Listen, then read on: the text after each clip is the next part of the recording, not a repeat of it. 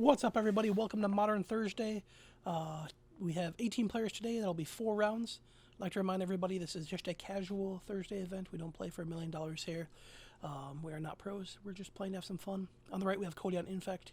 He's played back-to-back Ink Moths. Gets in for 1 Infect right away out of the gates. And on the left, we have Jimmy, who is on Abzan Cycling, which is a very fun, interesting deck. We like to see that. Paired up against the Infect round 1 is not going to be a good thing for Jimmy, though, because this Infect deck is going to pretty much test the, give the Cycling deck a test to see how it does against turn 3-4 kills on a consistent basis from Infect, if it interacts with you.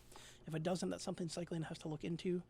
Infect isn't huge right now. It's making a slight comeback, so it's one of those unique matches that you just hope to dodge and not have to worry about.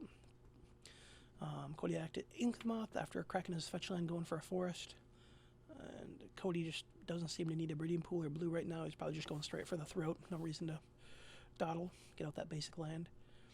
Cody's probably going to his head doing some math. He just swings in for 1, knocks him to 2 Infect. Jimmy on taps. So we're looking for some action here. Okay, so he does drop a Ghost Quarter, which helps with 1 land, but he's got 2, and plus he can just defend them with hexproof. Okay, so Jimmy drops Astro Slide. That's the new Astro Glide, Astro Slide. I'll have to look up the name on that one. That's the new Astro Slide from back in the day when you'd cycle a card, you exile a creature and bring it back at the end of the turn. And so it's part of his combo is just to now deploy creatures and then exile them and bring them back and do stuff. I don't think that really matters against Infect at this point. He really needed a way to interact with this guy. He's probably just going to die here. So I assume it's going to be a pump. Alright, Might of Volcroja gives him +4/+4, turns into a 5/5. Are we going to see... Yep, okay, so that just turns him into a 6/4 that also gets +4/+4, so that would be lethal and Infect regardless. So I'm pretty sure that's how you would put them, regardless of how you'd... Regardless if you turn them into a 6/4 worm, because of the way the stack works. I don't want to get into too much of a jargon, judge rules jargon on how that would work, but there's different layers that happen, so that's why he turns into a 6/4 and still gets +4/+4. Pretty sure that's how that would work. So yeah, they're just kind of discussing that right now, that it doesn't go from a 5/5 back into a 6/4. So this should be lethal, should be Infect kill, and Jimmy's deck just does not get off the ground. On the draw with a deck that has these type of mechanics, again, that's rough against Infect. If he's playing against Burn, which would also be putting you on the clock, this might be the turn that he deploys a creature that gains him some life and gets him back in the game, and then the Burn player has to kill it. If not, he starts cycling and getting it back and gaining life.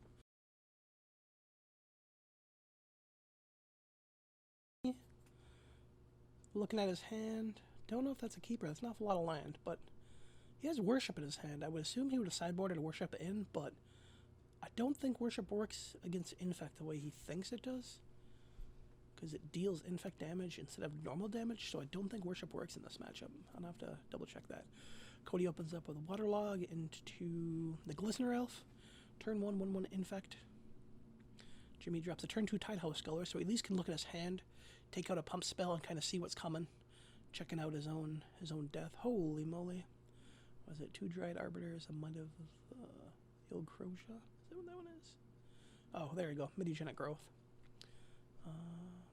He ends up taking a pump spell that also gives him hexproof, so technically he can interact with the Glistener Elf next turn, knowing that he doesn't have any other ways to give it hexproof from what I saw there.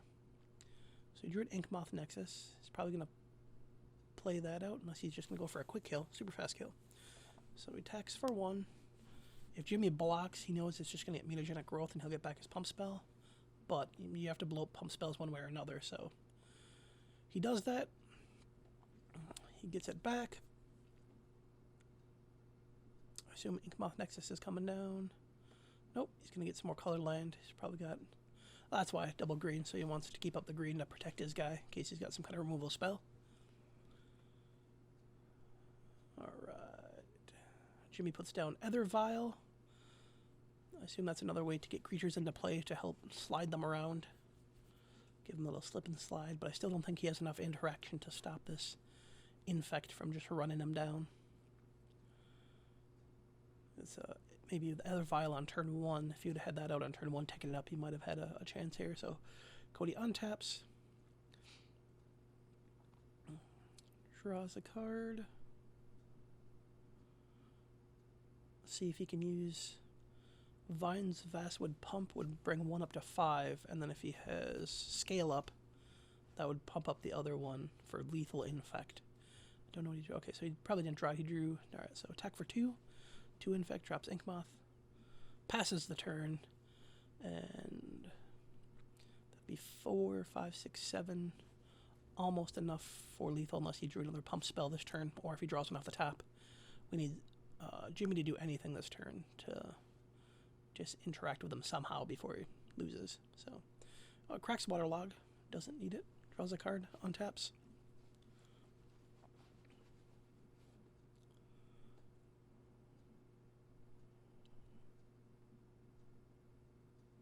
Cody reviewing the cards in his hand, probably doing some math, figure out if he can just kill him right now, or maybe checking to see if he might be afraid of having, obviously, white, green, black colorless up by Jimmy. Also, sorry about the sniffles. I do kind of have a little cold right now, so I'll try to keep that to a minimum. Cody gets in for 2 infect, and he's just chipping away. No reason to commit when you have that much open land in play, if you don't have a real way to ultimately protect everything. So that's one thing infect can get good at. You know, it's never just a one-shot. They can chip away pretty well. So he takes 1, cracks his fetch land. He's probably going to pull out a breeding pool. I thought I saw a blue card in his hand. All right.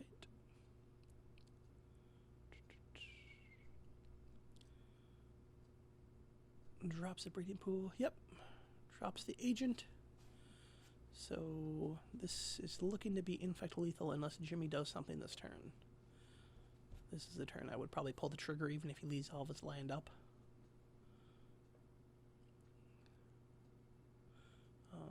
He really needed to pull like a Settle the Wreckage or any type of sweeper this turn, and then hope that Cody didn't have a Spell Pierce or some kind of control card. So he pulls out a Temple Garden, taking 2, not afraid of normal damage, obviously. Alright. Well, maybe he does have a Settle the Wreckage in his hand that I saw. Oh, yep, he does. Okay, so he's sitting pretty good, actually. So we'll see how Cody plays around that. I don't know if, again, if he has permission in his hand right now, or if he's going to attack very minimally, because, again, when you don't play for the blowout, the infect deck can... Alright, so he does get in with all 4 guys. Jimmy's going to play Settle, and then we will see what Cody has.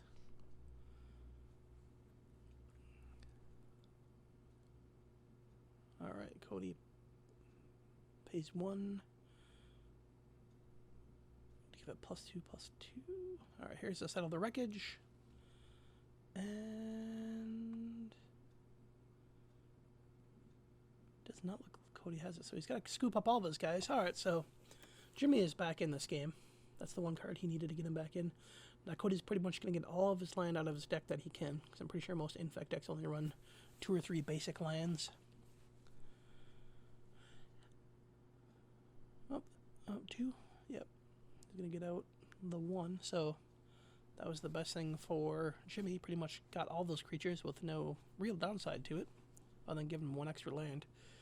But that does not stop infect. All they have to do is deploy 1 more creature, pump it for the win. That's one big thing about playing a deck that you don't know what it runs, is you can never expect it to be like, oh, he's got Settle the Wreckage in their deck. Because if you know he's got Settle the Wreckage, you're going to attack into it just like you do in Standard, where you only attack with a limited amount of creatures. Like in that circumstance, if you knew he has to Settle the Wreckage, you'd probably attack with 2 guys, or you definitely don't activate your land to keep your land around. So, yeah, Jimmy drops Astral Glide. Sorry, I have to keep calling it Astral Slide, because that's basically what it is. But better. Cody redeploys a Glistener Elf. And another Inkmoth. So, Blinkmoth, Inkmoth. So just like that, in 1 turn it looked like Jimmy was back in the game, and then after these 2 infect guys come back down, he's now put back into threat range. So Strangler comes down, He's going to put the agent back into his graveyard and shrink his Glistener Elf. Cody's most likely going to give it some kind of hexproof and protect it. I probably wouldn't. I'd probably save it for your flying pump guy and just go for the throat here. You definitely don't want Jimmy back in this game. And now that he actually has, obviously, Astral Glide in play, you don't want to try and fight over that. Astral Drift. There we go. I knew I'd finally get the name. Astral Drift is that enchantment. You definitely don't want to save your Glistener Elf because he's just going to slide his Strangler, Wasteland Strangler, and re-kill your guy anyways. So fighting over that right now is kind of pointless. Now that he's got a Strangler and the Astral, the card that I don't know why I can just call it Astral Slide, Astral Drift. There we go. Now that he's got Astral Drive in play and the ability to exile. So he looks at his hand, he's got 2 ways to protect his guys. He'll take one of them. One of them is clearly better than the other one, and he takes the correct choice. Gets in for 3, so now this isn't actually looking that good for Cody. He's got a way to kill his guy, so he activates it. Oh, but it doesn't come back in until end of turn, so he couldn't do anything now anyways. He can't, like, it's not like a flicker where it comes back in immediately. Second Strangler comes down, but this isn't going to do enough because he's just going to give it -3/-3, and he's going to give it hexproof. He didn't. He did not. He just Vinesed it and pumped it. He did not give it hexproof. Well, it didn't matter because you could still respond to it. Yeah, that often makes sense. Cody's still in the think tank here. Doing math. If you're thinking about saving it or not, you have to at this point to get that last infect in as much as possible right now. You have to keep your infect guy around regardless. And he does, okay. So +2, 4, 5. It's going to bring him to 9.